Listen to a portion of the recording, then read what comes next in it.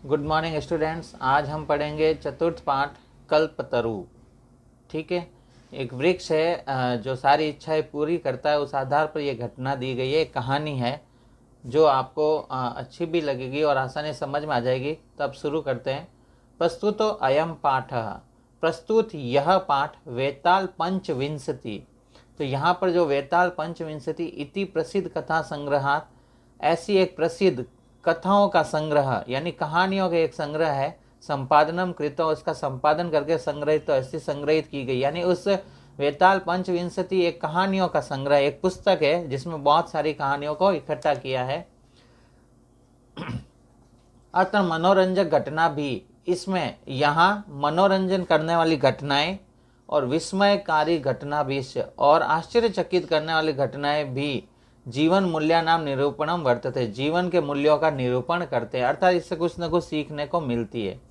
अस्याम कथायाम पूर्व कालतः, इस कथा में पुराने समय से ही स्वगृह उद्यान स्थित कल्प वृक्षेण, अपने घर के उद्यान में, ग्रहोद्याने गुण संधि हुई है, स्थित कल्प वृक्षेण जो इच्छाओं को पूर्ति करता उस वृक्ष से, जिमूत वाहन लौकिक पदार्थ नाम, एक जिमूत वाहन नाम का व्यक्ति यानी राजा युवराज हुआ था। लौकिक पदार्थान याचते, वो जो है लौकिक पदार्थ की याचना नहीं करता, अर्थात जो सुख देने वाले या फिर धन दौलत उनकी याचना नहीं करता। अर्थात उसके उद्यान में जो है एक वृक्ष है, कल्प वृक्ष, उससे जो है उन पदार्थों की याचना नहीं करता, वो नहीं मांगता। अपितु बल्कि सह सांसारिक प्राणी नाम, वह जो सांसारिक प्राणी है उनके दुखों को अपा करना, दुखों को दूर करने के लिए वर याचता, वर मांगता है।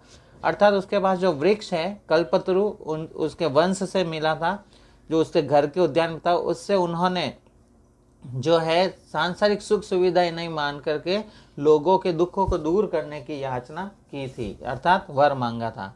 यतो ही, क्योंकि लोक भोग्या भौतिक पदार्थ नाम जल तरंग वद अनित्या संति, यानी लोक भोग्या लोगों के द्वारा जो सुख सुविधाएं भोगी जाती है और जो भौतिक पदार्थ जैसे धन दौलत जो सुविधाएं देने वाली, वो जल तरंग वद यानी वो जल की लहर के समान चंचल होती, यानी स्थिर नहीं रहती, अनित्य है, वो स्थिर नहीं है।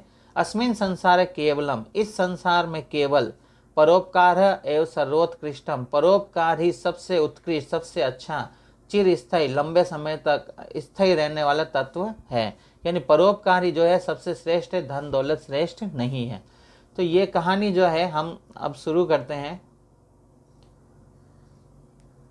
अस्ति हिमवान नाम सर्व रत्न भूमि नगेंद्र, अस्ति है हिमवान मतलब हिमालय, हिमालय पर नाम का नगेंद्र, नगेंद्र मतलब नग यानी पर्वतों का राजा, हिमालय सर्व रत्न भूमि सभी रत्नों की भूमि।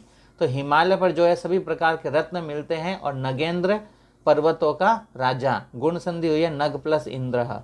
तस्य सानो ऊपरी, उसके सानो मतलब चोटी, यानी उस पर्वत के चोटी पर ऊपर विभाति स्थित है कंचनपुर नाम नगरम, कंचनपुर नाम का एक नगर स्थित है। तत्र जिमूत केतु इति श्रीमान विद्याधरपति वसति स्म, वहाँ जिमूत केतु नाम, जिमूत केतु नाम के विद्वान रहते थे। यानी उस कंचनपुर नगरी के जो राजा थे उनका नाम था जिमूत केतु, जो बड़े विद्वान थे। तस्य गृह उद्यान है, उन्हीं के घर के उद्यान में, गुण संधि गृह प्लस उद्यान और सप्तमी विभक्ति है तो उद्यान में, कुल क्रमागत अपने कुल से चले आ रहे कल्पतरु स्थित, कल्पतरु स्थित था। कल्पतरु मतलब जो इच्छाओं को पूर्ति करने वाला वृक्ष उनके उद्यान में स्थित था। तो राजा कौन था? जिमूत केतु।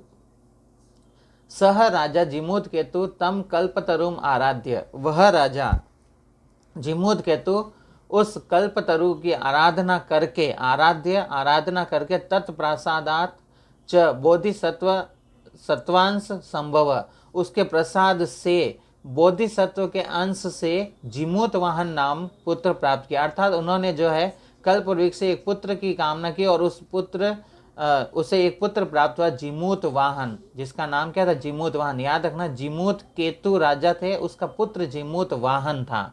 दोनों से एक जैसे नाम में कंफ्यूज नहीं होना। जिमूत केतु राजा थे और जिमूत वाहन उसका पुत्र था। सह जिमुतवाहन महान दानवीर, वह जिमुतवाहन बहुत दानवीर, सर्वभूतानुकंपी च संबोध, और सभी पर दया करने वाला था। तस्य गुणे प्रसन्न, उसके गुणों से प्रसन्न, स्व सचिवेश्च प्रेरित, अपने मंत्रियों से प्रेरित राजा, कालेन संप्राप्त यौवन, समय बीतने के साथ जब वह युवा हुआ, तम युवराज्य अभिषेकवान, उसे युवराज पद से अभिषेक किया, अर्थात उसे युवराज बना दिया, अर्थात आगे आने वाले राजा। तो जिमूत केतु जो थे उन्होंने अपने पुत्र जिमूतवाहन को अब युवराज पद के लिए अभिषेक किया। तदा कदाचित एक बार हितेशिणम पितृमंत्रिणा, हित चाहने वाले पिता के समान मंत्रियों ने युवराज्य स्थित युवराज पद पर स्थित तम जिमूतवाहन उक्तवंत, उस जिमूतवाहन से कहा, अर्थात मंत्रियों ने जो है उस जिमूतवाहन से कुछ कहा। युवराज यो अयम सर्व कामद कल्पतरु, युवराज जो यह सभी कामनाओं को पूरा करने वाले कल्पतरु है, तवो उद्यान जो तुम्हारे उद्यान में है स्थित है, स तव सदा पूज्य, वह तुम्हारे द्वारा हमेशा पूज्य है, अर्थात उसकी पूजा करना। अस्मिन अनुकूले स्थित, इसके अनुकूल रहने पर ही शक्रो अपि, शक्र यहाँ पर है इंद्र भी, अस्मान बाधितुम न शक्य, इंद्र भी हमारे लिए बाधा उत्पन्न नहीं कर सकता है। तो ये जो है जिमूतवाहन को मंत्रियों ने कहा जो कल्पतरु है उसकी सदा पूजा करना, इससे इंद्र भी जो है हमारे किसी भी कार्य में बाधा नहीं डाल सकते हैं। यहाँ तक लेते हैं कहानी, इसके आगे की कहानी हम आगे बढ़ेंगे नेक्स्ट क्लास में।